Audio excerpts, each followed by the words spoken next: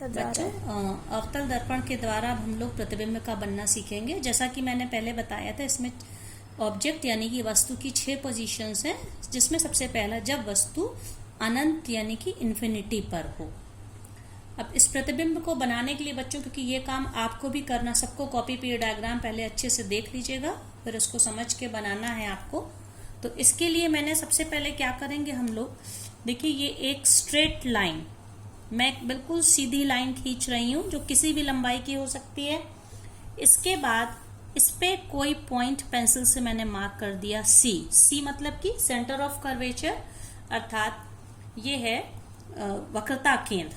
अब इस पे हम देखिए ये पेंसिल से मैंने, ये कंपास है, कंपास से इस पे मैं मान लीजिए मैं 5 सेंटीमीटर का डिस्टेंस नाप रही हूँ। 5 सेंटीमीटर का मतलब क्या हो गया, ये देखिए ये है, आपको दिख रहा होगा बच्चों, ये 5 सेंटीमीटर डिस्टेंस है।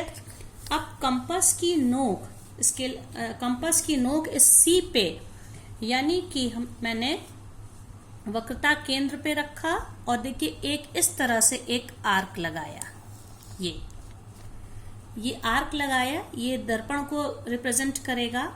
और फिर इसमें चूंकि ये दूरी मैंने 5 सेंटीमीटर ली है, ये क्या हो जाएगा बच्चों, ये है पोल यानी कि ध्रुव।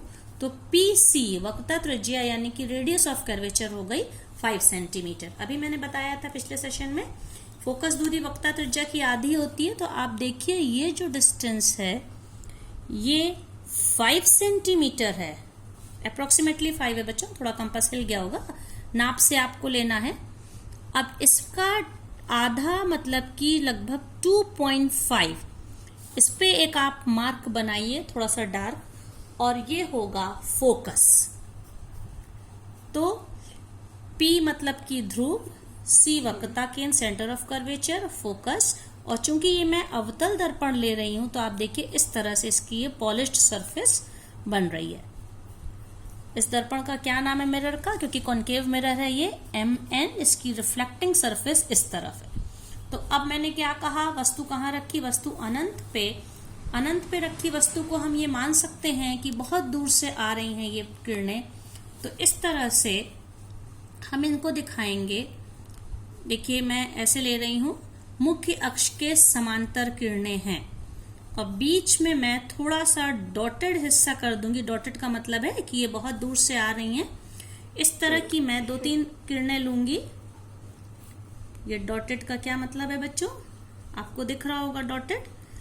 ये किरणें कहाँ से आ रही हैं, बहुत ज्यादा डिस्टेंस से आ रही हैं। 2 मैंने मुख्य अक्ष प्रिंसिपल एक्सिस के ऊपर ली हैं और 2 किरणें मैं मुख्य अक्ष के नीचे बिलो द प्रिंसिपल एक्सिस में ले रही हूँ।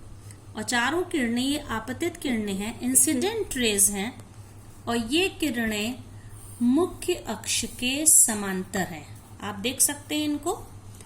अब ये किरणें जब दर्पण से टकराएंगी इनमें परावर्तन होगा, और परावर्तन के बाद, अभी मैंने आपको 3 प्रकार के रूल बताए थे किरणों के लिए, कि जब किरणें मुख्य अक्ष के समांतर होती हैं, ये दर्पण से टकरा के परावर्तन के बाद फोकस पे आती हैं, फोकस से होके गुजरती हैं। तो देखिए ये किरण, लौटने वाली किरण, ये भी फोकस से आई। दूसरी आपतित किरण थी, ये भी फोकस से होकर आई।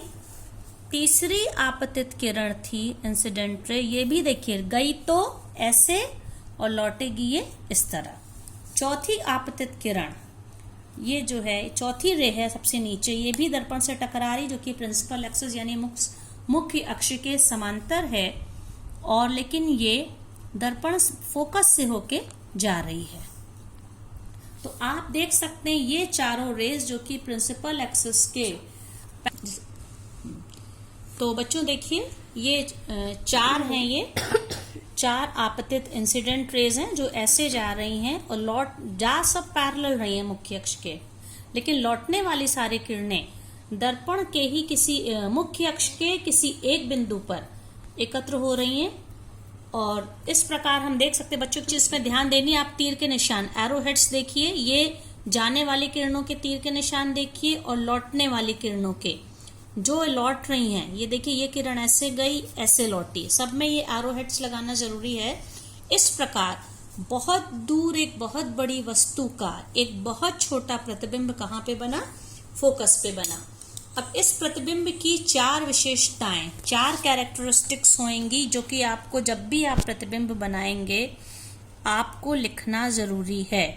4 विशेषताएं हैं जिसमें सबसे पहली विशेषता इस प्रतिबिंब की फर्स्ट कैरेक्टरिस्टिक है कि प्रतिबिंब कहाँ पे बन रहा है? प्रतिबिंब फोकस पर बनेगा, फोकस पर बनेगा। अब मैं शॉर्ट में लिखूंगी बच्चों। दूसरी बात यह है बहुत बड़ी वस्तु का बहुत सूक्ष्म प्रतिबिंब, मतलब कि बहुत छोटा बनेगा।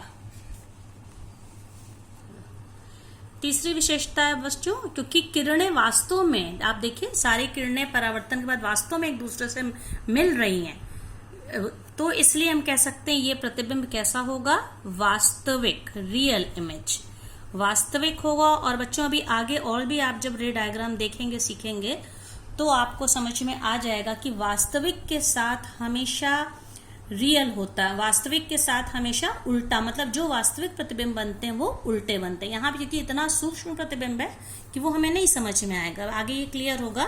तो ये प्रतिबिंब कैसा बनेगा?